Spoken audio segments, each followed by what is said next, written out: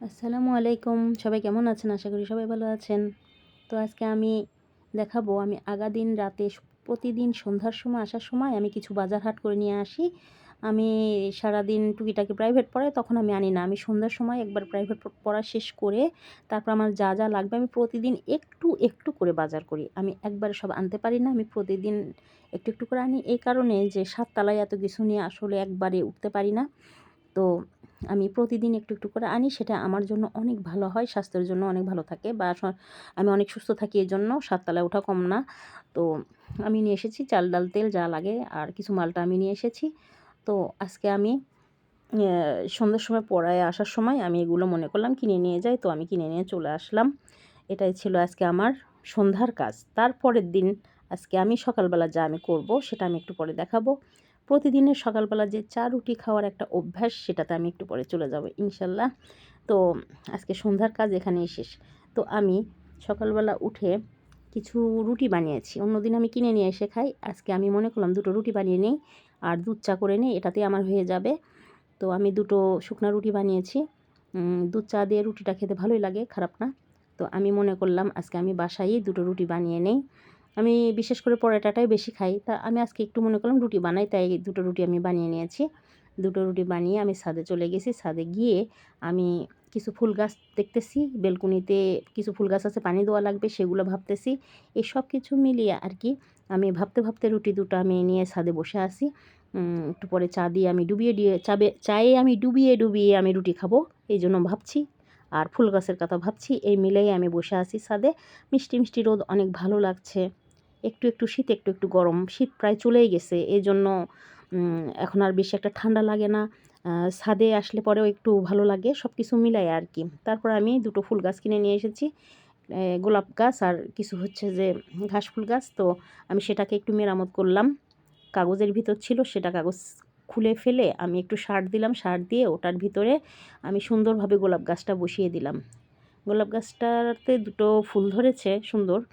তো গোলাপ গাছটা আমি বসিয়ে দিলাম। আরও যে কলি আছে, যে জায়গায় কলি আছে, এটাও কিছুদিনের মধ্যে ইনশাল্লাহ ফুটে যাবে।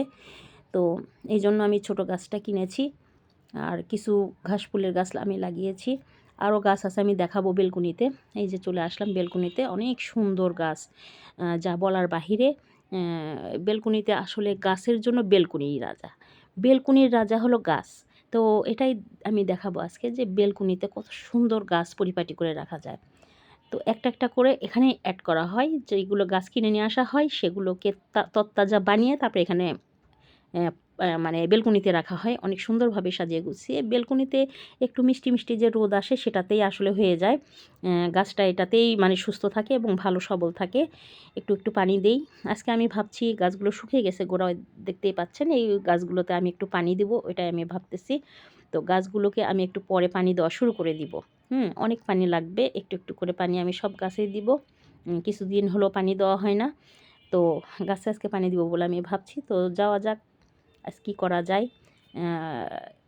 গাছে পানি দেওয়ার পরে দেখি আর কি অন্য কাজ আছে, সেটাতে আমি আজকে ব্যস্ত হয়ে যাব ইনশাল্লাহ।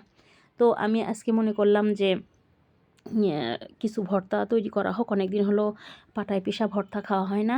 তো পাটায় পিষা ভর্তা, সিম, তারপর টমেটো, তারপরে ১ পিস মাছ, তারপরে ধনিয়া পাতা, এগুলো আমি নিয়ে নিয়েছি। পেঁয়াজ মরিচ আরও তো রসুন টসুন লাগে, এটা আপনারা জানেন। তো এগুলো আমি ভেজে নিয়ে আমি বসে গেছি পাটায় পিষতে। তবে আমি না, আমার নিচতলা ৬ তলার ভাবি এসেছিল বেড়াইতে, সেই হেল্পটা করেছে। আপনারা বলবেন কাল্লা বেডি তোমার কালো হাতে ফর্সা হাত আইলো কোত্তন। তা আসলে আমার এই ফর্সা হাত না, এই ফর্সা হাত হলো আমার ৬ তলার ভাবির।